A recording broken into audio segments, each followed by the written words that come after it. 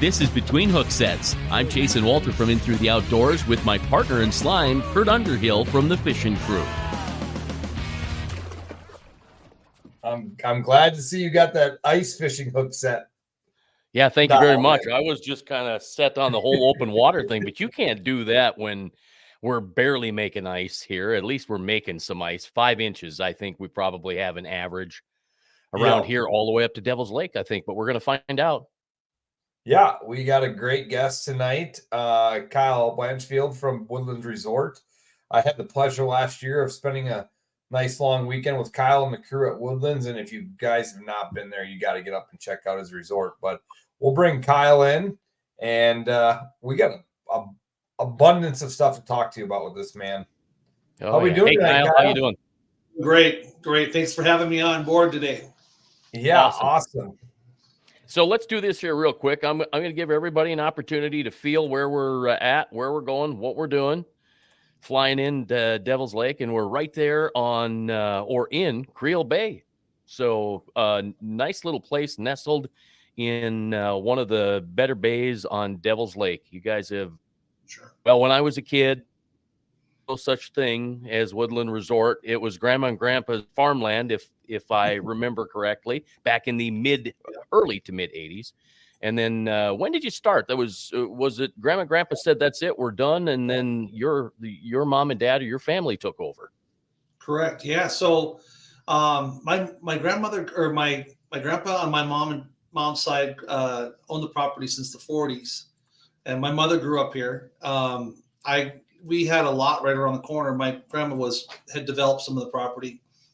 And so I grew up here in the summertime. So where I'm actually from is a farm northwest of here, about 10 miles up by a lake called Dry Lake is where I grew up at. We farmed up there.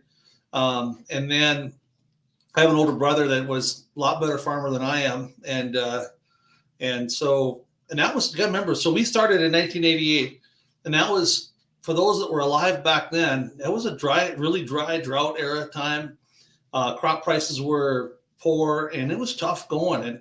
And really our farm, I think at that time, we probably farmed about 2,500 acres, which back then was a fairly decent sized farm. Now it's almost a hobby farm now, but there was barely enough land to provide for one family, let alone 3. So we had to start making some tough decisions. And I, at the time, after the crop got in, I would go do summer jobs. One of my summer jobs, I used to work across the bay at a place called the Boatyard. Later, it became Creel Bay Marina.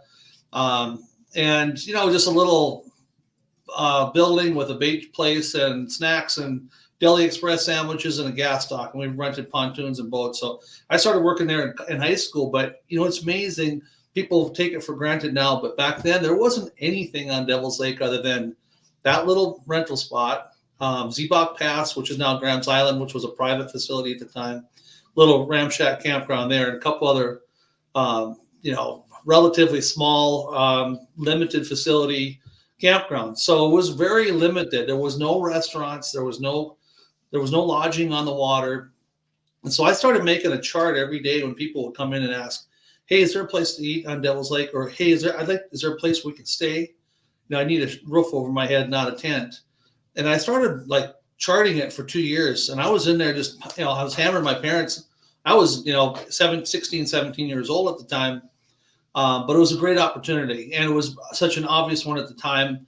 Luckily, my grandparents bought this property, which is a very protected part of Creel Bay. Some of the advantages of the location is it's wooded, heavily wooded. We're 5 miles from town, so it's close to town. We're on the east or the west shoreline, so we're protected from the northwest winds, west winds, and so it was a no-brainer spot. So my folks kind of went off the deep end and went for it, and we had to, the equity of the farm had to help pay for the investment. So we started with this. We took my grandma's house.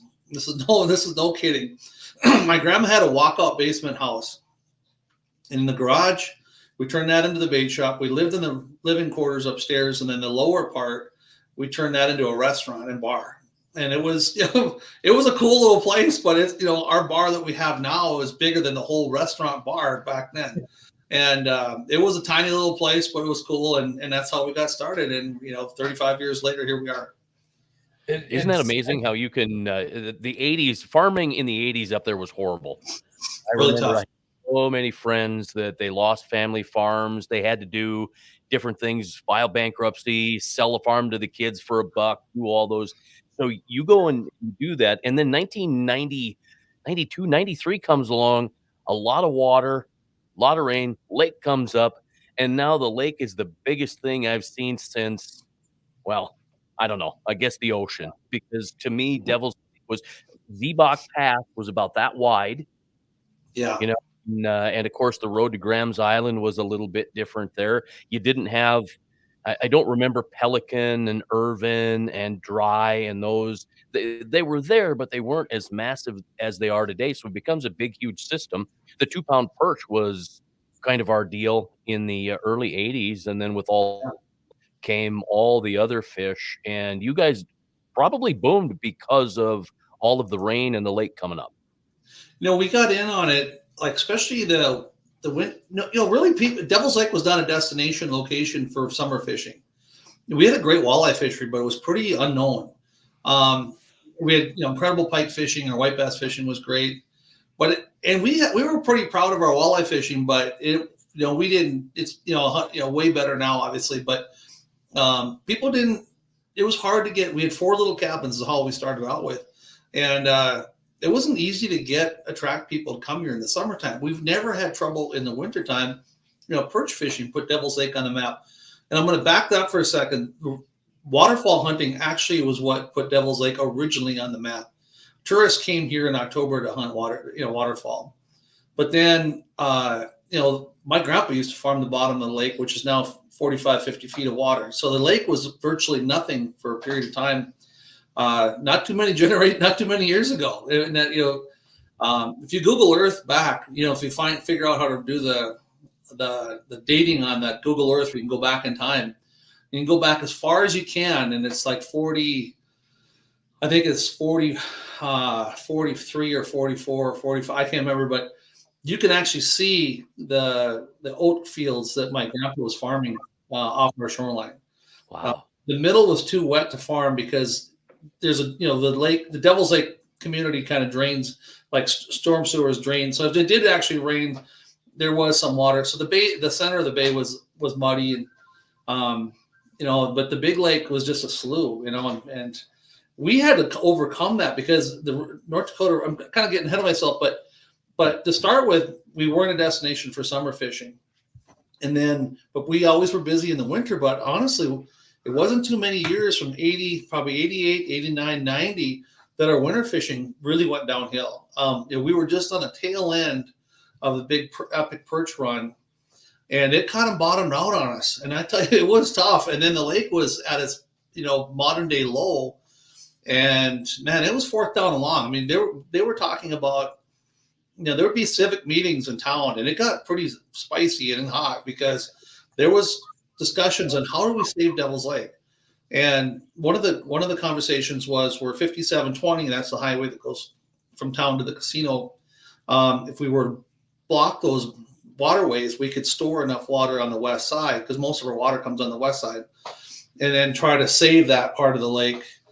It was a legitimate thing to ask about, but boy, if you lived on the east side, you're pretty hot about that, and that didn't go over well. So, but boy, in 93, flipped the switch. That summer went from 2.5 years of pretty severe drought to it didn't stop raining, and it rained and it rained and it rained, and all these hydrologists and all these Corps of Engineer folks and Water Commission people, they said Devil's Lake could never go up significantly in the summer. Well, that Mother Nature proved them wrong by just like torrential rains.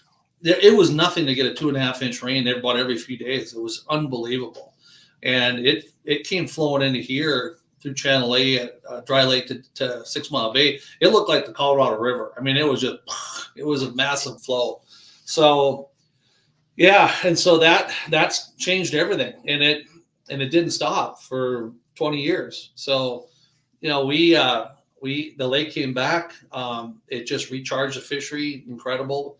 All the fisheries came online, brought us a lot of ducks. I mean, so we went from despair, thinking it was just about over, to an incredible turn of events in 2.5 years at the most. It's incredible, but we almost didn't hang on. It was pretty lean and pretty tight there at the end. So you get well up now there. things have to be pretty good with the lake being as massive as it is. It's very tough for people to come up and just find their way around, especially ice fishing. So for them to come up to Devil's Lake, go to Woodland, and buy a 2-day, 3-day, 4-day package, you check the website and look at the packages. It's really the way to go, isn't it? Well, for sure. I mean, ice fishing. So you think about it. Take electronics out of the equation for a second. If you drill a hole, you got an 8-inch hole. You're basically covering a square foot on a lake that's 175, 80,000 acres of water. Okay. And it really boils down to whoever drills the most holes wins. I mean, it's really what it boils down to.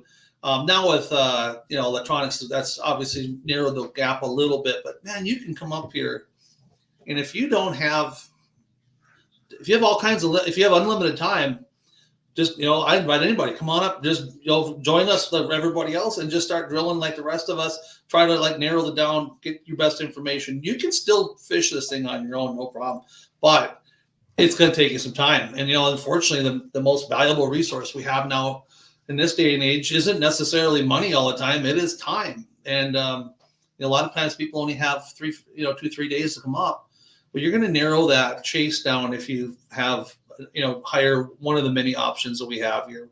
None of the guides actually work for me. None of the fishing guides are actually my employees. I work primarily with Perch Patrol, but we are kind of like a neutral country. We have different guide companies that put their guests here. And, you have, mobile fishing guides. You've got snow bear guides.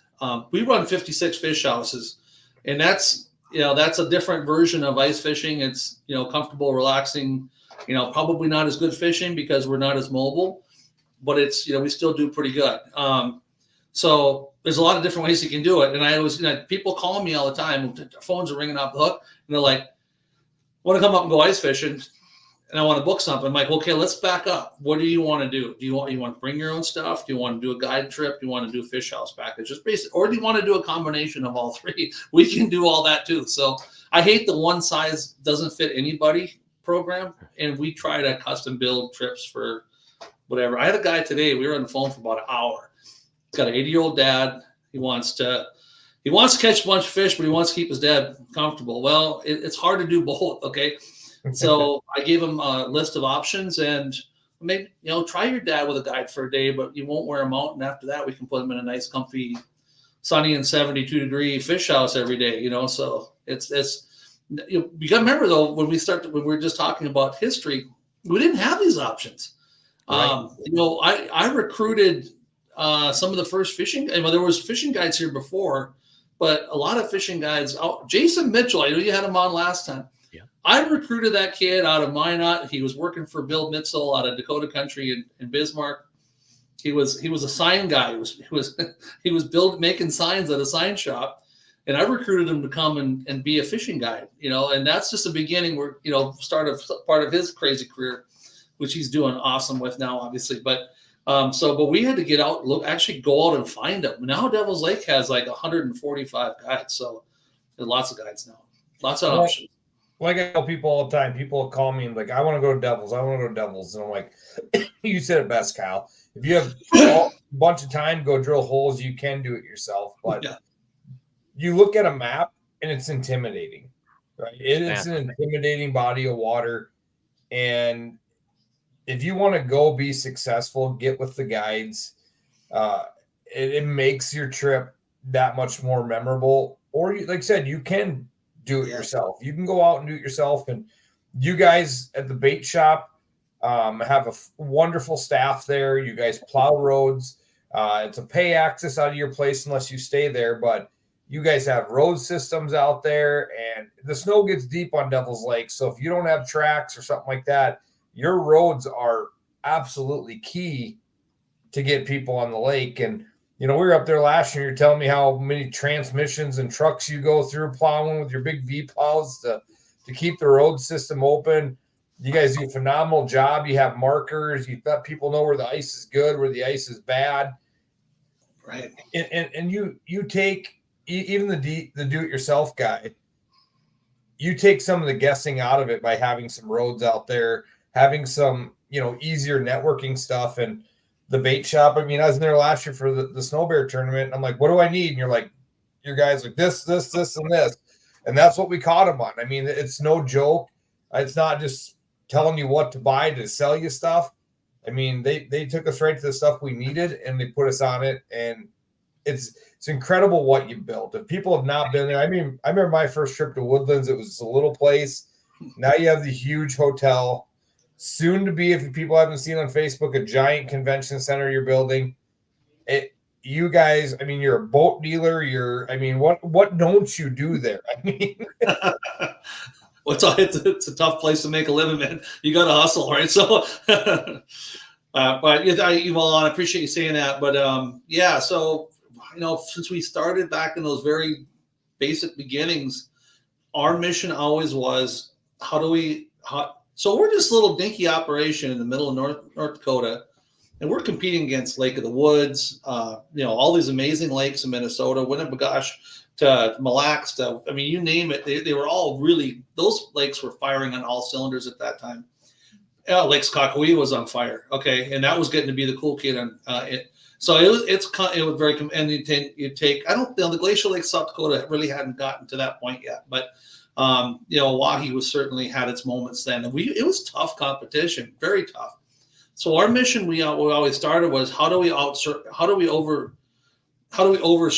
That's a bad term in the bar. How do we just beat our competitors by providing better service and more options for people? We're one of the first places to ever have an air-conditioned fish cleaning station. Part of the reason why we put air conditioning in our fish cleaning station is to be comfortable in the summer, but it takes the stink out a lot. It takes the humidity out. So you're killing two birds with one stone. That's one example.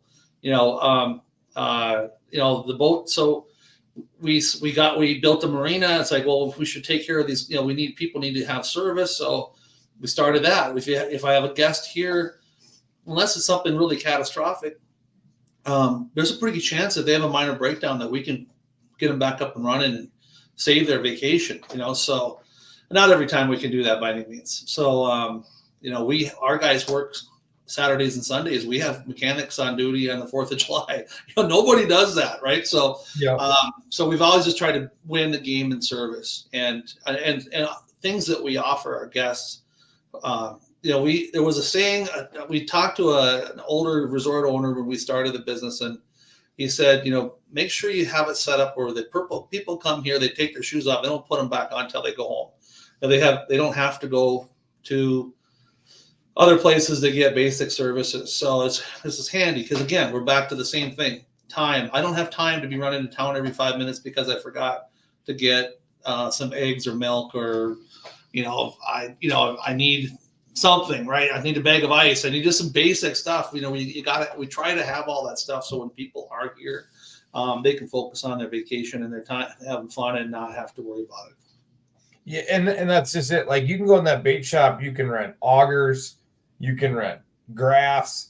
You guys, even if a guy's come up there, do it themselves, and they don't have, a nice Vexilar or a good auger to get through, or the ice is too thick because it gets, most years it's thick as, you need extensions. You guys have all that stuff right there for that. You don't even be in a guided trip to get an auger or a graph, so you can go out and do it by yourself. And you guys facilitate that. We don't see that at many places where I travel quite a few different resorts, and your place jumps out as the most unique because of all the things you do. There is no in Woodlands. There really isn't. It's pretty awesome. And this new convention center is going to be awesome. Well, yeah, and so this is something we've been dreaming up for a long time, and um, honestly, we just couldn't afford it. We just couldn't make it work. We just couldn't pencil it out. Those things are expensive. The whole thing is to try to drive it to your lodging, and our lodging's pretty busy for our season. But man, I tell you what, like the tournament you ran last year. We're doing it. We call it the barn or the Woodland Dome. It's my shop. Yeah. It's a garage party. We do some events up there. We make it work, but it's tight, right? I mean, fishermen can handle that. It's a nice building, but you're basically in my shop. So, Yeah. But we've just had to say no so many times. I've said we've got to figure this out. Well, North Dakota came up with a tourism development grant, and we were able to get some money from that. And that is what the turning point was to make it. I mean, it's still a risky proposition. It's still a very expensive building to build. And I have to borrow a bunch of money. And if have you been to the bank lately? Interest rates they're rough, right? So those are all difficult things. But I think now we can probably make a pencil and make it work. And, really excited about getting that. And that gives us some options to do a whole lot of really fun things. And everything from ice fishing tournaments. We can do a lot of winter stuff. We do a thing in the winter that we're part of called Egg on Ice. It's the craziest thing you ever seen. And one of our local egg, Jason Hansen, he's an egg consultant in Devil's Lake called Egg Mafia. Really good guy, very unique character, by the way. And he started doing this kind of egg event where it's kind of like a jamboree in a way. They all bring their fish houses down, and it's like a tailgating event, and with fish houses revolving around agriculture. It's I can't explain it to you beyond that, but it's crazy busy now, and it's like I don't know how many people. 100 fish houses. 500 people here for a couple of days. Maybe I'm low. It was a lot of people. It was a big event, and now they can still do their on ice event, but that night, we have room now when we have this thing built, we'll be able to entertain in that, and add on to that. Maybe we can have a little music that night or whatever. So that's just one crazy thing, and I can think of a million more. So we're excited to get that up. You said it's unique because all wooded. So, I mean, the weddings that can happen out there, all the different venue things that can happen out there. And, we've talked a lot about fishing, but one of your true passions is duck hunting. And you guys do full-time guided duck hunting up there as well. Go into that a little bit for the people that really, I mean, we all know North Dakota is a great destination to duck hunt. But you guys have a full line of guided trips up there as well. Right. So you'll get a kick out of this. When we started the resort, so my mom and dad were workaholics, and they usually had a foot up my backside, and there was no rest for the wicked growing up. And so I was trying to figure out, okay, now I'm home. I'm back from UND, and we're doing this resort gig, and it's a struggle. The only way I had enough money to take my girlfriend to the movie theater and buy some beer was I waited and bartended. We didn't have enough money to make payroll ever, other than for ourselves, other than for our one or two employees we had. So I figured out if I'm a hunting guide and we actually bring people to the resort in the fall, my dad is going to say, go for it, good luck. And I think the first year I have a hunting partner. I think the first year we had like 2 groups, but we hunted every day, and my dad got pretty suspicious. He was getting kind of like, I don't think this is going to work. And and that was 1988. That was the same year we opened here. And we only had, we're a small operation, and it's called, our guide company is called Northern Flight Guide Service. And we're actually now North Dakota's oldest established waterfowl guide company ever. And we run 6-7 guides. We had it's a really interesting business because we get people from all over the country. We've averaged 40 to 45 states every year for like the last 5 years. Oh wow! So we get them from all over the place, and that's super cool. And you meet very interesting people. Kent Herbeck, is one. The guy that ran GM for a while. I mean, just some interesting people that we've really developed fun relationships with. And, we've been blessed here we started out as snow goose hunting guides because back in the late 80s and 90s was when the snow goose population was exploding. Duck numbers were in the tank. We felt sorry. We hardly ever shot a duck because we felt sorry for them. There was just not many ducks left because the drought had pretty much eradicated them off this part of the prairie. But snow geese were exploding. So we had a lot of fun with those for a long time. Ducks came back. We figured out we have a lot of guests that would prefer to actually hunt ducks and geese. Plus, as I get older, it's a lot easier to put out, 100 and some decoys versus 1,000 and some decoys. So I'm starting to figure that out. But so that business changed and morphed too, and ebb and flow of birds, of course. And but day in and day out, we're really, this part of North Dakota, this part of the U.S., I call it America's Duck Factory. We produce a lot of ducks, and with the right conditions, and it's a special place. If you like the waterfall, if you're a waterfall guy, from north of me to all the way to you guys down there, that is a zone that is an incredibly special waterfall zone. We're lucky. We take it for granted. And correct me if I'm wrong, it's kind of one of your and your boys' passions, because you guys went to Qatar last year to shoot that? Like you've been you go all over the world and chase these things. And I mean, I walked into the barn, and you took me in the back room, and just the ducks and the stuff hanging on the wall was just a duck hunter's dream. Yeah, so my oldest, I've got two boys, 26, 23, and we started probably about 6-7 years ago. My oldest one started getting on this as 41. There's 41. That's a little debatable because if you want to call subspecies, it goes more than that. There's some birds, but anyway, there's a 41 challenge in North America, and that's ducks, geese, and swans that are you can legally hunt. And so we've been on a mission to try to get all 41. So I happened to get lucky, in the very first trip that we ever did outside of North Dakota was we went to St. Paul Island, Alaska, where you shoot king eiders. And that was, here you're in a 17-foot duck boat in the middle of the Bering Sea in January. We're there on New Year's Eve, and I'm thinking, what did we get ourselves into? We got to be crazy, This like Deadliest Catch, but in a duck boat, the Deadliest Catch boats were there. I'm like, okay, I watched that on TV. This is dangerous. But anyway, it can get really, really dangerous. But we had a great time, shot our birds, and had incredible experience that we'll never forget. So then we started bouncing around other places in the U.S. and then we ran into this guy, started following this guy named Ramsey Russell. And he's got a website called getducks.com. He's he's a booking agent for pieces. And we started connecting. The waterfall world of people that are really into it is actually a fairly small world.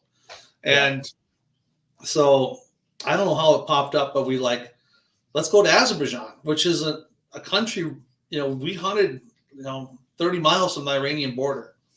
But it looks an awful lot like here. You think of the desert and all that baloney, but it's obviously you got to have ducks and water and food if you're gonna have ducks, and there was lots of that. So, but we tried to go 2 years ago. Flew through Turkey. We were in Istanbul, Turkey, and I'm like, well, it's the first time I've ever crossed the pond. I'm like, we're not just gonna blow through Istanbul. That's like the most historic city in the world. It's where East meets West. It's Europe and Asia right there. And so let's spend a couple days there. So we spent a couple days and did a tour of the old city. And it's over the top amazing. I highly recommend Istanbul. It's extremely safe and really, really cool. But then we had to retest. This is still during the tail end of COVID. We had to retest to go to Azerbaijan. And my oldest kid ended up testing positive. A false positive, and he was stuck there for 5 days. And my other son and I had to fly home, so we never got to hunt that year. So we made it up. We did get to go last year. This time we went through Doha, Qatar, just to see the desert. And we hung out there for a couple of days, and that was pretty cool. It's kind of in a hot spot now, and if you watch news, but Azerbaijan is an old Russian. The Russians used to control it, and it's pretty safe. It's very safe, very nice people, incredible hunting, good food. It was a great trip. So there's more than just the ducks in your back, in your county. You don't have to leave the U.S., but I highly recommend, Canada's right here. Canada's got great hunting. We've been to Argentina a couple times, incredible hunting. There's all kinds of other super cool places that as soon as you start doing one, you're going to want to do more of them. And it just takes time and money. Sometimes it's hard to get them together. There's always somebody that has a lot of one or the other, but boy, it's hard to, we squirrel away nickels and do extra work and do different things to put some hunt money in the kitty someplace, and then we go on trips when we can. We're leaving for actually we fly to Florida tomorrow to Okeechobee, and there's 3 ducks down there. We're going to try to get the Florida modeled Flovis, and then the whistling tree duck. Whistling tree ducks, yeah. But it'll be warm. We'll get to wear t-shirts. Yeah. So is it cinnamon holding in that picture that I used a little earlier today to promote the show tonight? I think I didn't look that close, but it looked like you were holding 2 cinnamon teal. They look like cinnamon teal, but those are ducks we shot. Those were ferruginous portraits. Those we shot. Those I know. I didn't even know what they were, to be honest, until we got there. That's a European bird and mostly Asian bird. Ferruginous portrait. It's one of in the portrait family. It almost looks. It's kind of got that reddish tone, but it's got white eyes, which is pretty cool.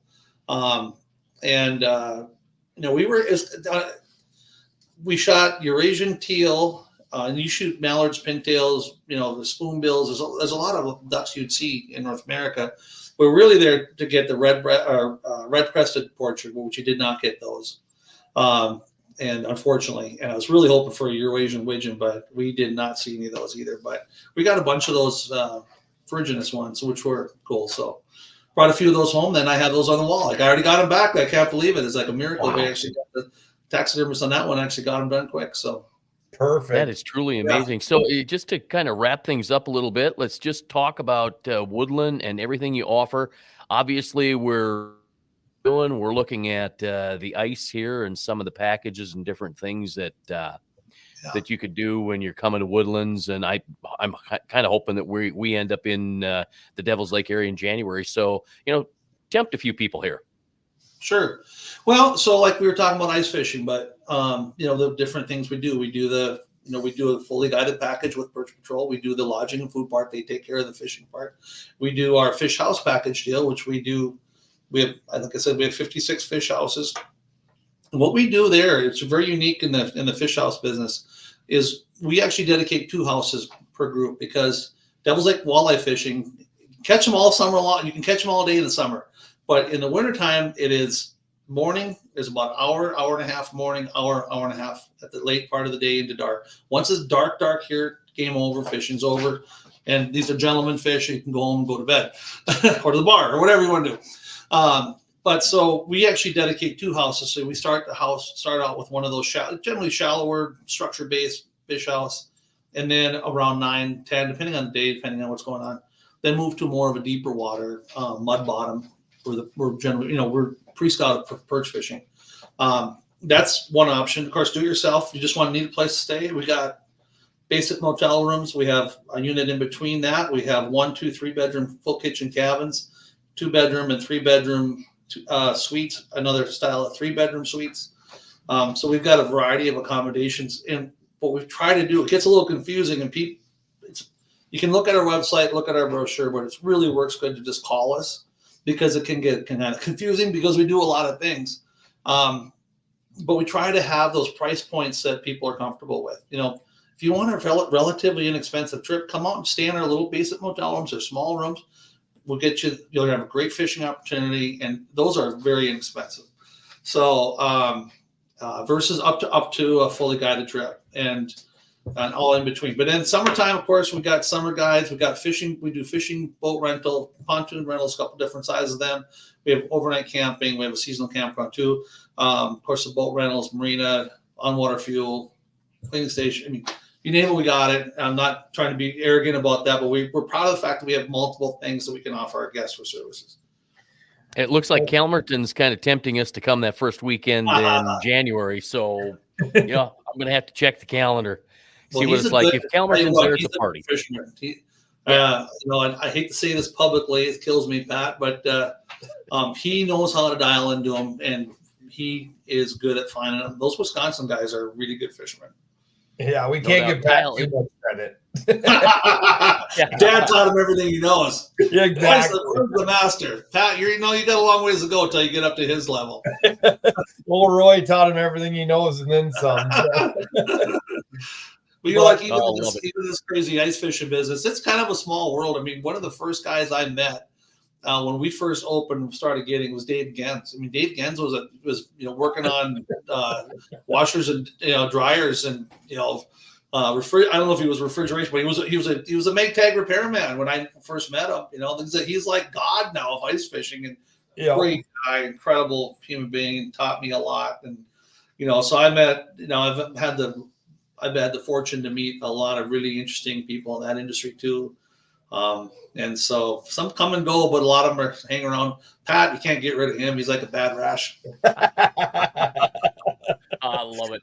Absolutely love it. Kyle, thank you much for taking time to sit down and chat with us, especially since you're going to be on the road and gone tomorrow morning already. So good luck to you on that. Yeah, that's all right. Travel safe. Yeah, thank you. Thanks for having me. Appreciate it. And I get long-winded when it comes to start talking about duck hunting, especially because it's a passion. And of course, this whole fishing gig, we're lucky to be up here and do what we do. And we've met a lot of wonderful people. And it's nice to meet you guys too. So yeah, absolutely. We'll have to check back in with you later in the season to see how things are going and see how the fishing is progressing. Because like I talked to you yesterday, you told me you have 56 ice shacks like greyhounds in a pen waiting to go, but the ice ain't quite there. You said you have about 5 inches in the bay. For the most part, ducks and geese have kept some spots open. So the fortunate part for people that want to know is there is ice. We don't have any snow. It's not 100% travel where you want yet, but it'll be here before we know it. And like I said, if you guys are looking to go somewhere, it's one of my favorite places to travel to. And it's not just because we have Kyle on the show. It truly is. Your staff is hats off. I mean, we ran that snow bear tournament up there last year, and if I needed something, it was over to the bait shop, loaded up oil, drove across the lake with a snow bear. They had everything right there. There was no questions. We got it. We got it done. Kyle was on call 24/7 when we were there, and you even left to go to a Sioux game, but still in good hands. So you guys do a heck of a job. Thank you, Kurt. Pleasure to know you and have you on tonight, and we look forward to some stuff in the future with you. Well, yeah, anytime. You guys are always welcome, and I appreciate that. And for the guys out there, you're chomping to get fishing. It's coming. There's one thing I can tell people: it's going to get cold in North Dakota. I'm not in Siberia, but I can damn near see it from here, and so it's coming. It just be very careful. That's the problem. I'm old. I've been doing this for 35 years. I've never seen a late start get this late, and it's just at the end of the day we got to use some common sense we get lucky because we get cold weather and we can kind of have a little safety factor. We can kind of push it a little bit more than normal because we have good ice generally. Not this year. We got to be super careful, and everybody know it's not worth going for a swim over. Yeah, exactly. There'll be another fish another day. So that's right. Look forward to seeing you soon, buddy. Thanks for coming on tonight. Yeah. You guys take care. Thanks again. Thank you, take care. Well, awesome, buddy. We'll see ya. Oh, yeah,